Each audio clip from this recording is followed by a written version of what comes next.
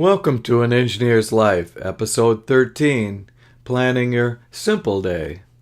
My name is Dave Roysum. Here we continue our conversation from previous clips about making the best use of the time that we do have. Here, we plan a day involving everyday activities. The payback in planning everyday tasks is far, far greater than with infrequent or complex tasks. Reason number one is that planning is simpler. Reason number two is that you can amortize the planning time over dozens or even hundreds of similar activities in a year.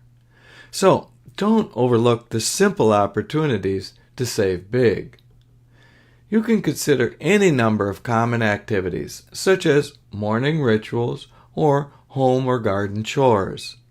In the following example, we will illustrate cleaning a house, something I am very familiar with and very expert with. Well, we may not need to be so formal as shown in this example. After you get the hang of the things, take the time once to do things with a bit of rigor. Subsequent planning may be just done in your head. Also, while you are performing the activities, mentally tweak the plan a few times as you see how things fit together in the real world.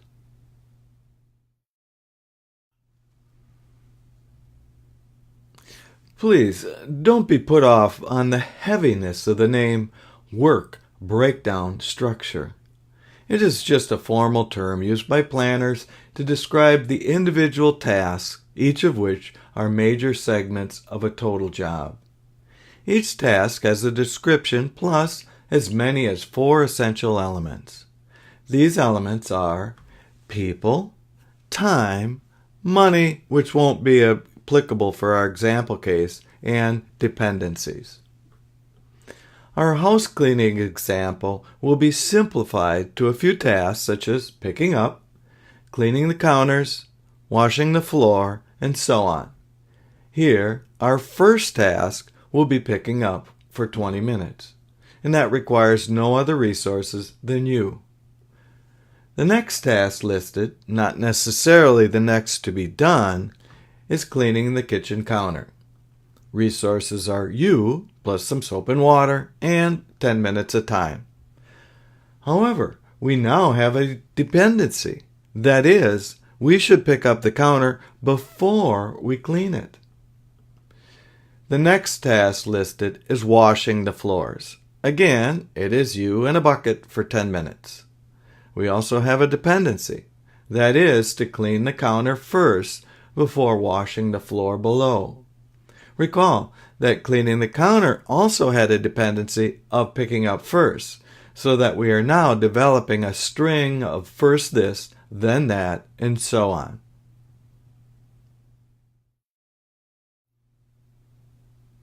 The critical path method, or CPM for short, is one of the 2 primary ways to illustrate a plan.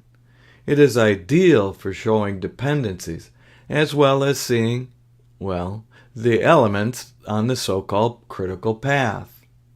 It also gives the resulting total time for the activity. However, the CPM is poor for showing required resources. In our example, we have added other tasks to cleaning the house, such as vacuuming and dusting the living room. Note how they can be done while we wait for the kitchen floors to dry. On the other hand, the Gantt chart is great at showing resources, but does not really give a good sense of the total flow of the activity. It also is a very poor way to see the elements on the critical path. In short, the CPM and Gantt charts are complementary planning tools. While your mileage may vary, as they say, merely saving 10% on common tasks by a bit of planning really does add up. No less than 1 man-week per year. So, if you spend a day of planning on common things, your time would be paid back in 2 months. Next time, we will deal with a more messy scheduling problem that might be more typical of your day.